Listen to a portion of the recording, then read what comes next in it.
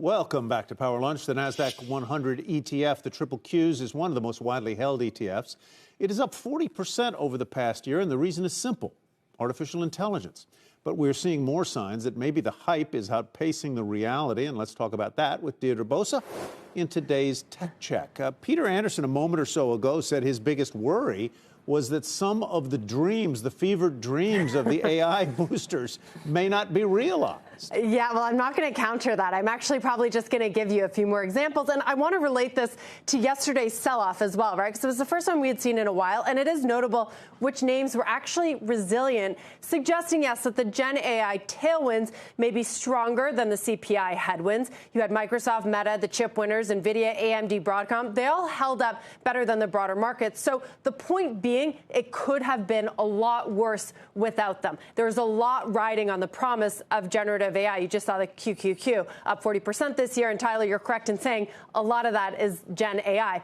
But it is not clear that it's delivering. I'm going to give you a few more examples. There was that journal article yesterday on Microsoft's Copilot kind of saying it was a bit of a dud. And that's a big deal for what B of A is calling the linchpin of the AI monetization theme. Another example, Brian Chesky on the Airbnb earnings call last night sort of downplayed the progress so far. He said it's still going to be this huge platform shift, but the interface is still stuck in the 2000s and the 2010s. Case in point, none of your iPhone apps have fundamentally changed since the advent of generative AI. Question that I like to ask here in San Francisco often is, name me a use case that isn't a chatbot. And you know, a lot of folks struggle to do that. We're just not there quite yet. No doubt it's coming, but how quickly are we going to get there? Lastly, Tyler, I just want to mention the Databricks CEO, Ali Ghodsi, who works in this space.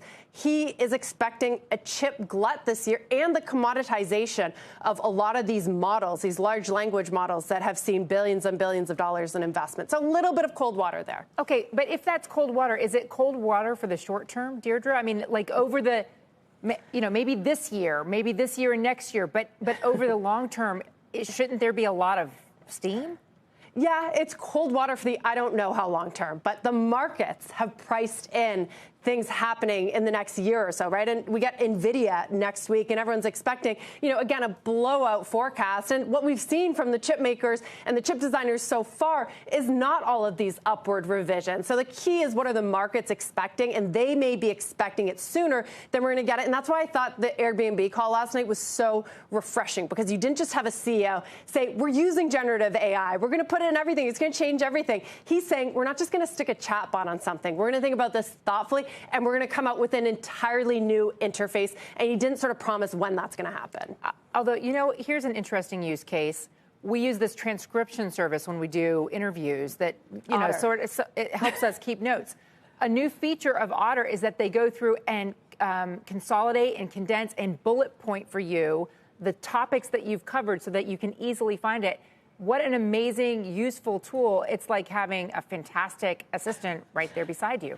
I agree. And a lot of that is what Copilot, you know, pitches. And, you know, I am on Perplexity. I'm on ChatGPT for a lot of the day. But is it like an evolution, or is it a revolution? There's just got to be more to it, maybe, and that's coming. Yeah, it's super, super helpful, no denying that. But is it like the huge platform shift that Sam Altman can raise $7 trillion on? I don't know. Maybe not there yet. So it can listen to my interview and transcribe it. Yeah, and not only that, it goes back through and corrects it. But I think now the advances, we're all used to that. We've been using that for a couple of years. Now, the fact that it bullet points it for you and helps you organize the interview that you've done has been extremely helpful. Well, you know, on that note, Contessa, I just want to say the thing that I'm excited for is your on-device AI, which NVIDIA released sort of a beta product this week. And that, I think, is interesting. You can go through all of your own notes, all of your past meetings. You can go through videos. It basically, you know, tailors. It's an AI large language model for all of your information. I think that would be really useful. Maybe that's the next evolution. Next up, what I want is the thing that listens to it's listening to my conversations anyway. Remind me how I met this person in my ear. Yes, you met this person I like that. at a fundraiser. That's what I need. Deirdre, but then you got to give them everything, all your data, all your conversations. They already have it. Yeah, Deirdre, thank you.